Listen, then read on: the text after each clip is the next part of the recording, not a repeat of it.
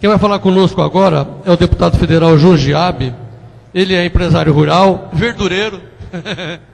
Ele foi presidente, ou é presidente, vou perguntar a ele, foi presidente do Sindicato Rural de Mogi das Cruzes durante 20 anos, foi vereador em Mogi das Cruzes em 72, exerceu um mandato, depois ele exerceu 3 mandatos como deputado estadual em São Paulo, foi prefeito de Mogi das Cruzes do ano 2000 a 2008, durante 2 mandatos.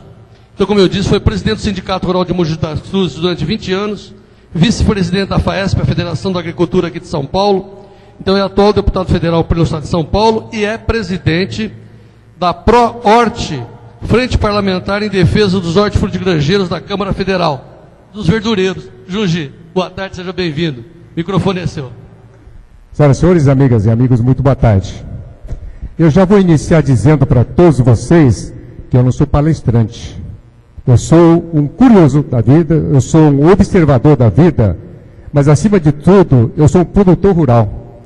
Então, eu trouxe aqui algumas transparências para dizer como eu estou extremamente preocupado e angustiado em termos da nossa condição de produtor rural. Portanto, eu quero agradecer aqui o senhor Antônio Azevedo Sodré, que nos possibilita esta oportunidade de trocar algumas ideias com vocês. Quero, sem perder tempo, mas não poderia deixar de cumprimentar o meu sempre querido deputado estadual, Carl Machado, o presidente da Câmara Municipal aqui dessa grande cidade de Leme, está aqui o nome dele aqui, Otacílio Barreiros, e como também o meu... Pirassununga. Nós estamos em Pirassununga. Puxa. Tá. E também o Beto, meu grande amigo de várias jornadas. Gente, por que a minha preocupação? Nós estamos perdendo a capacidade representativa. Mais para frente eu vou te dizer sobre isso. Mas eu queria que o meu jovem companheiro, eu trouxe esse slide que não tem na sua condição preliminar nada sobre o Código Florestal. Mas é fundamental que nós, produtores rurais aqui no Brasil, tenhamos orgulho daquilo que nós fazemos. Infelizmente, esse orgulho que nós sentimos não está sendo entendido, porque o Brasil se transforma celeremente num processo urbano. E as pessoas estão esquecendo também, muito rapidamente, as suas raízes. Então veja a importância nossa em termos de Brasil. A grandiosidade do Brasil, né? Aqui 851 milhões de hectares, né? 11,3, portanto 95,8 milhões de hectares ocupado com cidades, infraestruturas e outras ocupações. 27,7% desse total do território brasileiro é para a produção de alimentos, né? De várias atividades. Né? 11%, né? Portanto, 93,9 milhões de hectares de cobertura nativa. É uma reserva natural que nós temos. E temos ainda 50%, né? 425,7 milhões de hectares preservados. Nenhuma nação do mundo tem uma reserva dessa natureza. Assim mesmo, nós somos taxados de devastadores, nós somos taxados de poluidores, nós somos taxados, inclusive, de criminosos. Não é justo isso, nós levarmos essa pecha. Vejam bem, 61% é a nossa reserva legal. Nenhum país do mundo tem essa condição. E querem que nós não possamos expandir quase nada mais nesse grandioso Brasil. Não é justo. Mas eu precisava dizer isso para vocês. Vamos lá? Olha só o avanço nosso. 22,96% do PIB em 2012. Né?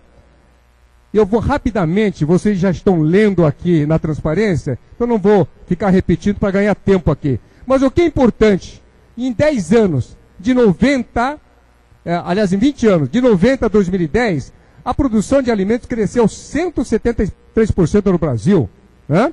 E a área apenas 36%.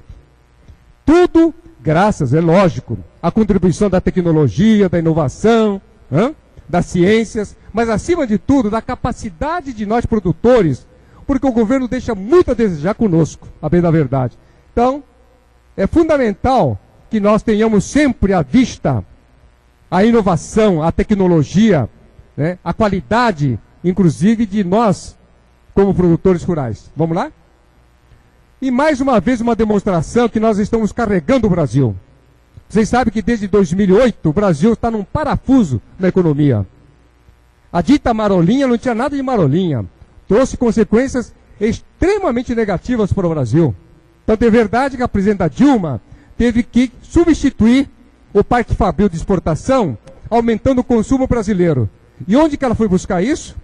Desonerando impostos, né, das indústrias da cidade. Claro que nós dependemos dessas indústrias, né? Mas quando é para nós a agricultura, a sensibilidade não é igual. Desonerou a indústria automobilística, eletrodomésticos, material de construção, praticamente acabou com a mobilidade urbana de tantos veículos nas cidades. Mas isso fica para um outro dia. Mas só para vocês poderem verificar, né, o que representa essa força motriz de todos nós produtores de várias atividades. Esse grandioso Brasil, de norte a sul, leste a oeste, produz tudo. Tudo que o Brasil precisa e tudo que o mundo inteiro precisa. É para que a gente possa sentir como nós somos brasileiros, né, a favor do desenvolvimento. Vamos lá? E tudo isso, gente, também não preciso falar para vocês. Se no estado de São Paulo a natalidade já se torna num processo equilibrado, sem muito crescimento, né, mas no mundo inteiro nós ainda temos uma expectativa muito grande de crescimento populacional. Em 2011 nós atingimos 7 bilhões. Né? Em 2062 nós estaremos com 9,5 bilhões de habitantes na Terra. E compete a nós brasileiros, no mundo inteiro, sermos efetivamente o maior responsável para abastecer esse crescimento populacional no planeta Terra. Vamos lá? Bem, nós temos que aumentar até 1943 60% a produção de grãos e utilizar menos água. Equação muito difícil para nós produtores, não obstante a boa vontade de servir o país e o mundo. Diga-se de passagem. Vamos lá? Portanto, queira ou não queira, todos nós, independente de sermos mini, pequeno, médio, grande produtores, né, nós temos que encarar para dentro da porteira todo esse processo aqui que é pesquisa, inovação, assistência técnica, capacitação, recuperação de áreas agrícolas degradadas, ampliação de novas fronteiras agrícolas, que é difícil pelo Código Florestal que está aí em vigor, né? Equilíbrio entre a produção de alimentos e o meio ambiente, incremento de políticas públicas para a melhoria do abastecimento. São regras fundamentais e não há outra forma de a gente poder continuar sendo produtores. Vamos lá?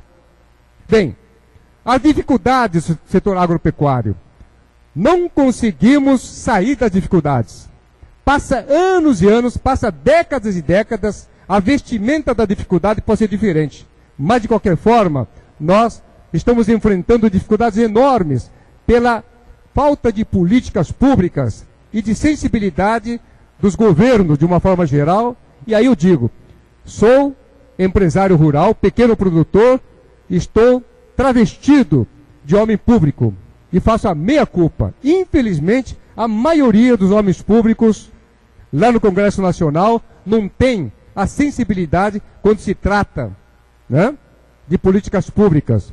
Mas graças a Deus temos lá quase 250 ruralistas na frente parlamentar da agropecuária. Independente de partido, nós nos unimos quando é a defesa da agropecuária. Mas as resistências do Congresso Nacional são imensos para a nossa área produtiva.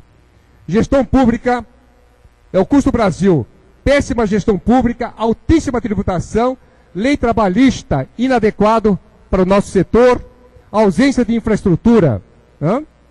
Políticas públicas inadequadas, enfraquecimento do Ministério da Agricultura. Olha, é triste. Mas se nós compararmos a força do Ministério da Agricultura de hoje com 20 anos atrás, esse ministério tão importante para o país perdeu praticamente 30% da sua força. Esvaziamento de uma forma lamentável no nosso Ministério da Agricultura. É uma pena mesmo, senhoras e senhores. Bem, pesquisa, ciência e inovação não atinge todas as atividades, não atinge todos, em termos de tamanho de produtores rurais, como também assistência técnica e extensão rural. Quando eu falo da assistência técnica e extensão rural, aqui não vai nenhuma crítica ao governo do Estado de São Paulo. Não, porque o governador Geraldo Alckmin é uma pessoa fantástica. Eu digo da governabilidade da gestão pública ao longo dos anos.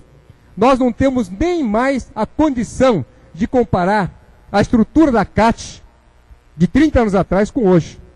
Se tiver alguém ligado à CAT, que me perdoe. Não tem culpa nenhuma. É a falta de sensibilidade. Se no Estado de São Paulo, que tudo é mais avançado, nós não temos essa assistência técnica adequada, imagine nos outros estados. Tanto é verdade que a estatística mostra 83% dos produtores médios e pequenos do Brasil não têm assistência técnica. Graças a Deus é diferente da Assomogi. Aqui, graças à associação de vocês, não obstante serem a maioria produtores rurais na atividade de cana-de-açúcar, a gente sente que aqui existe efetivamente um avanço muito grande nessa área de conquistas do capital humano do produtor em termos de qualidade. Vamos lá? Continuando, financiamentos para investimento e custeio praticamente muito ruim, seguro rural inexistente no Brasil para atender toda a nossa demanda. Nós estamos enfrentando o problema do trabalho escravo. Estão sendo produtores rurais autuados porque não há uma identidade no o que é o trabalho escravo. Então, estamos lá no Senado Federal com uma PEC exatamente para verificar o que significa o trabalho escravo. Porque, caso contrário, as pessoas penalizadas na atual legislatura pode até perder a propriedade, porque se comprovar que algum produtor rural está, por alguma razão, praticando o trabalho escravo, vai ter a sua propriedade desapropriada. É o fim do mundo, gente. Nós não podemos aceitar isto. Reservas indígenas e quilombolas. As reservas indígenas no Brasil, todos nós gostamos de índios, porque nós, na verdade, somos descendentes de alguma forma. Os índios são aqueles que habitavam o Brasil, mas os índios não podem ser massa de manobra. Hoje no Brasil, as reservas indígenas têm 13% do território nacional. A FUNAI, com laudos praticamente feitos, falseados, pretende avançar para atingir daqui a 10 anos 23% de reservas indígenas, tão somente para 500 mil indígenas. A estatística demonstra que nós temos 900 mil indígenas no Brasil. Dos 900 mil indígenas, 400 já estão culturados, já vivem praticamente na atividade da cidade. E nós, produtores rurais, independentemente do tamanho, estamos sendo taxados daqueles que tomaram a terra dos índios. Em vários estados da Federação Brasileira, existem casos de famílias que têm escrituras lavradas, registradas com matrículas de 100 anos, de 200 anos, e estão sendo praticamente despejados das suas terras, porque acham que lá tem vestígio de índios. Coisa dessa natureza que nós estamos enfrentando. Lei do caminhoneiro, uma estupidez essa lei do caminhoneiro, não vou perder muito tempo. Coloquei aqui defensivos agrícolas. Vejam, gente, tem orquestrado no Brasil hoje, dizendo que os produtos alimentares estão contaminados. Essa campanha é tão negativa que algumas pessoas radicais dizem que as senhoras que amamentam as crianças estão com leite contaminado, em função de veneno. Nem uso a palavra agrotóxicos. E nós fazemos uma campanha lá em Brasília para que nem agrotóxicos sejam as palavras usadas por nós produtores, mas sim defensivos agrícolas. Defensivos agrícolas, sim. É como remédio que a gente compra na farmácia para uma dor de cabeça, né? Para alguma coisa no intestino e assim por diante. Bem, Código Florestal e também a incompreensão da imprensa. Vamos lá? Eu, quando citei, né, algumas dificuldades, eu pensei um desenho aqui, esse gráfico, que demonstra nós, para transportarmos a soja, por exemplo, do Centro-Oeste, que está hoje lá, praticamente 60% da produção nacional, para levar os insumos para produzir a soja, depois para trazer a soja para cidades litorâneas, ou então para os portos marítimos, o Brasil paga praticamente $100 tonelada. Nos Estados Unidos é $27. Na Argentina, $13. Mas é claro, nós não podemos comparar o Brasil com a Argentina, que é um país pequeno, né? Mas por que isto? Porque está tudo em cima de rodas, gente. Está tudo em cima de rodovias. Nós não temos a estrutura de ferrovias, e nem vou dizer das hidrovias. É uma pena não ter as autoridades ao longo dos anos, né, a sensibilidade de entender o que é o Brasil continental. E nós sofremos com isto. Vamos lá? Tiago? Bem, e aí, fora as condições internas de uma falta de uma aguda capacidade de entender a importância de nós produtores rurais, nós ainda sofremos os processos e os problemas que importamos de outros países, né? Intromissão na política de preservação ambiental, utilização de mecanismos ocultos para inibir o desenvolvimento do agronegócio, ONGs e ativistas financiados para conturbar a opinião pública contra o agronegócio.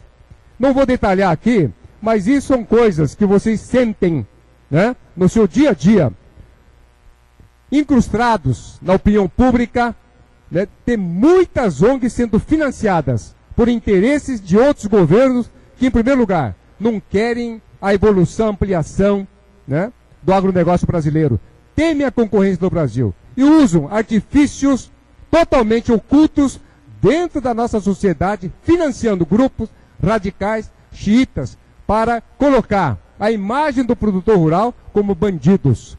É lamentável isso, gente. Vamos lá?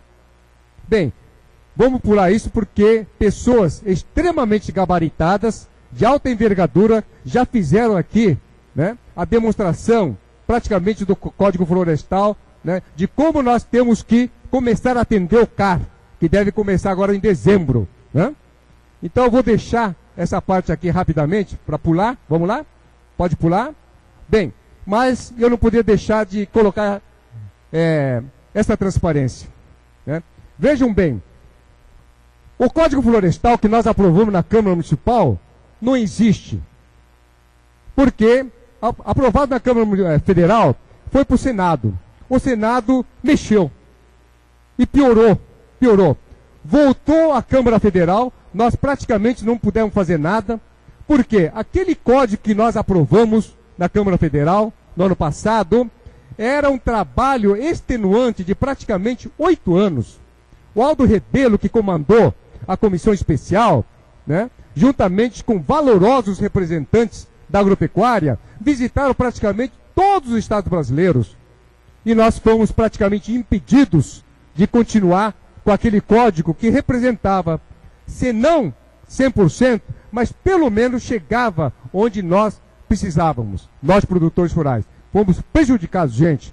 Bem, não satisfeito com a modificação que o Senado fez, não satisfeito com praticamente uma coisa pequenininha que nós fizemos depois que aquele código voltou à Câmara, a ministra Isabela Teixeira, pressionada pelos radicalistas, né? Pelos radicais, melhor dizendo, radicais, xiitas, ecologistas, ambientalistas, através das ONGs, praticamente ignorou tudo que o Congresso Nacional fez e baixou-se a medida provisória, que é o atual código. Então, esse código que nós estamos vivenciando, lógico, pode até ter avanços que nós concordamos, mas não é justo o produtor rural pagar, né, preços altíssimos tão somente para satisfazer o processo, né, que hoje estamos vivenciando. Então, essa escadinha, gente, é o fim do mundo. Essa escadinha, o governo federal deu uma chance para nós, para dizer, olha, gente, nós estamos atendendo as pequenas propriedades rurais. Né? Nós estamos atendendo a agricultura familiar. E onde já se viu fazer uma escadinha à beira dos rios, dos córregos? Então não vou entrar muito no detalhe, mas é o fim do mundo. Né? Uma condição de mata ciliar não pode ter escadinha na beira do rio. Ou é ou não é. Né? Então isso aqui foi um disfarce do governo federal para dizer que está fazendo alguma coisa para nós pequenos produtores ou médios produtores. Vamos lá? Ó, outra aberração.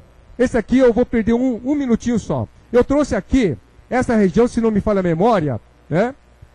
O módulo fiscal é 180 mil metros, é isso mesmo? 180 mil metros? Código, o módulo fiscal?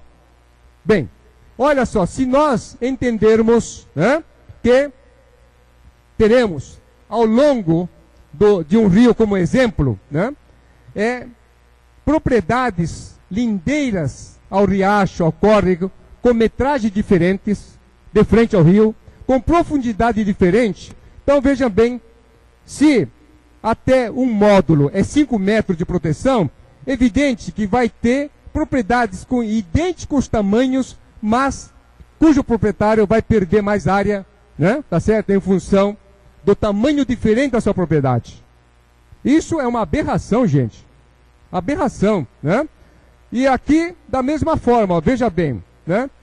É um outro exemplo. Vamos supor que na beira de um rio, ao longo de quilômetros, tenhamos aí propriedades com dimensões diferentes. Então, em função da diferença, né, nós vamos ter essa escadinha na beira do rio para proteger aquele córrego. Não é isso que nós entendemos por preservação ambiental, preservação dos rios e córregos. Vamos lá? Rapidinho. Vamos pular? Vamos pular? Vamos pular? Vamos pular? Ah, esse aqui é importante. Se no estado de São Paulo tiver alguém sendo pressionado pelo Ministério Público Ambiental ou por algum fiscal, né, entre aspas, sobre a necessidade de averbação, por favor, gente, não façam isso. O Código Florestal praticamente extinguiu a obrigatoriedade de averbação, como éramos até então, certo? E eu trouxe até uma carta que o valoroso deputado Valdir Colato, né, solicitou à ministra Isabela, e a ministra Isabela respondeu dizendo que o Código Florestal é uma lei federal, né?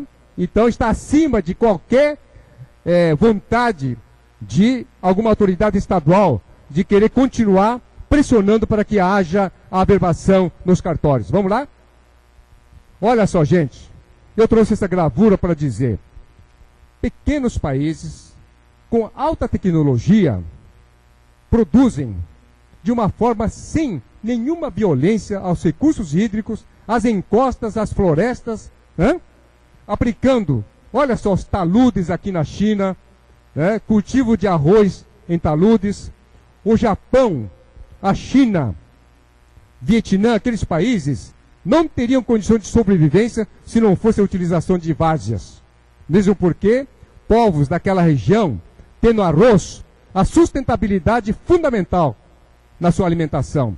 E para eles, arroz é na várzea, né? E nós estamos proibidos de novas várzeas. Quando lá atrás, eu estava falando com o Cal, o amigo Cal aqui, que lá atrás o próprio governo fomentou, através de pró-várzeas, que nós tivéssemos a ocupação das várzeas, de forma, né, de preservar, inclusive, o meio ambiente. Hoje estamos proibidos, praticamente, de explorar qualquer nova várzea. Vamos lá? Ah, olha, volte. Então, ó, cultivo de arroz, tudo na várzea. Aqui, perto, São Paulo, Rio de Janeiro, Vale do Paraíba, foi o símbolo da risicultura. Não poderá mais ter cultivos novos lá no Vale do Paraíba. São proibidos. Vamos lá? Bem, Condonelli, antes de ontem, nós tivemos lá no Ministério do Meio Ambiente, né? Nos reunimos lá, deputado Celso Maldaner, a minha pessoa, Colato, Luiz Carlos Reis e o Giovanni Queiroz. Por que nós estivemos lá? Porque para disparar o carro, nós pedimos várias vezes para a ministra que entre em cadeia dos veículos de comunicação do Brasil, rádio, televisão, durante 3 dias para dizer, né, o CAR está aí para ser começado. Não é para ensinar os produtores, porque a maioria dos produtores não terão condição de preencher. Não terão condição de preencher. Daí a razão de eu estar aqui hoje para dizer, graças a Deus ainda temos associações, sindicatos, cooperativas, e temos que buscar ajuda, né, das prefeituras, das secretarias municipais, se tiverem. Por quê?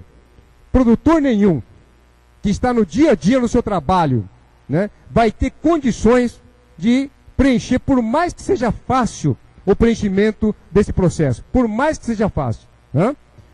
Então nós tivemos reunidos lá com o doutor Luiz Antônio Carvalho e o Raimundo Deus dará Filho, que deram a explicação exatamente o que o doutor Condonelli acabou de colocar para vocês aqui.